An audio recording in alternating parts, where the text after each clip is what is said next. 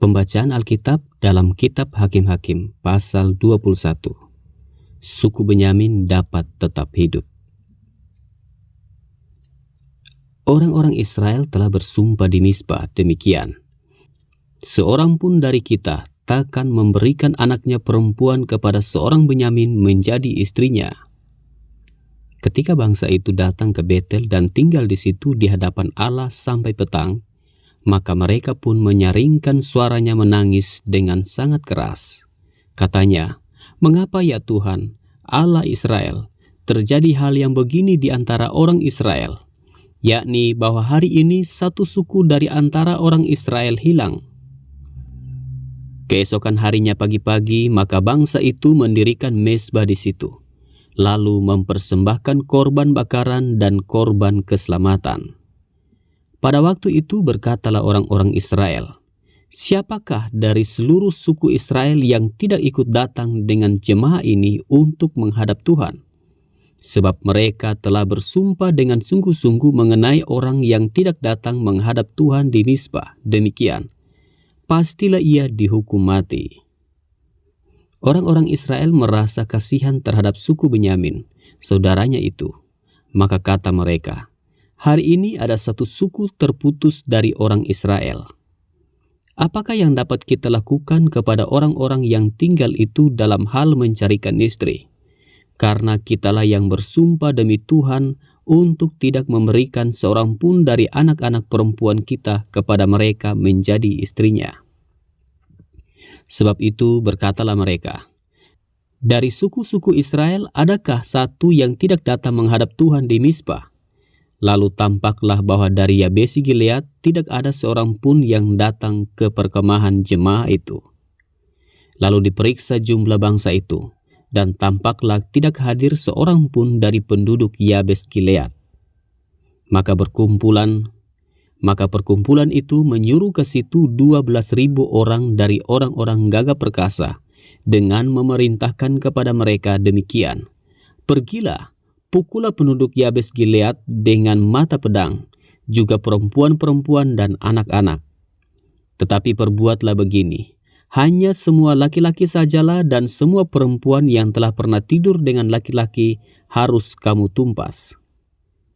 Mereka menjumpai di antara penduduk Yabes Gilead 400 orang anak gadis, perawan yang belum pernah tidur dengan orang laki-laki. Lalu gadis-gadis itu dibawa mereka ke perkemahan di Silo di tanah Kanaan.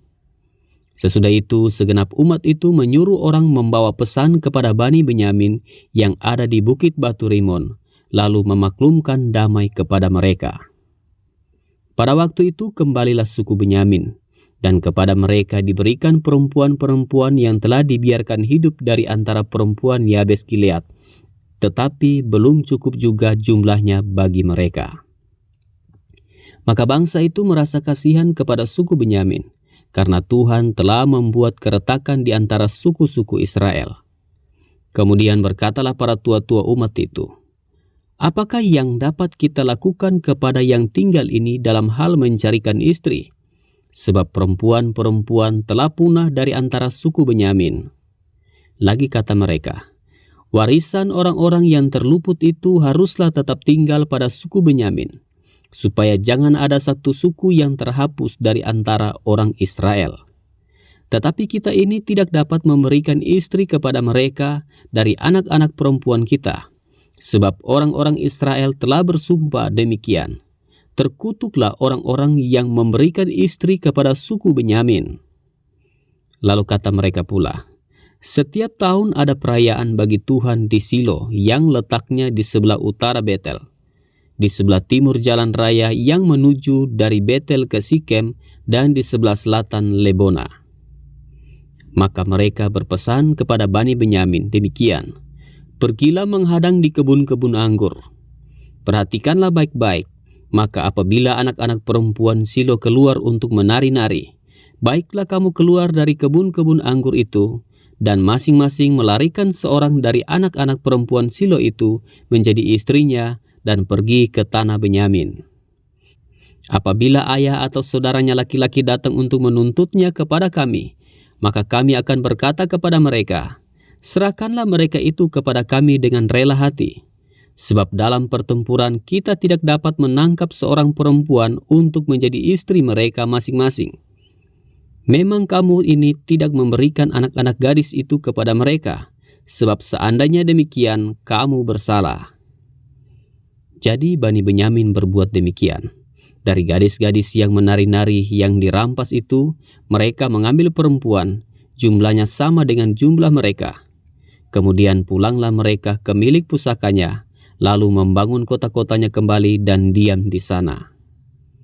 Pada waktu itu pergilah orang Israel dari sana, masing-masing menurut suku dan kaumnya. Mereka masing-masing berangkat dari sana ke milik pusakanya. Pada zaman itu tidak ada raja di antara orang Israel.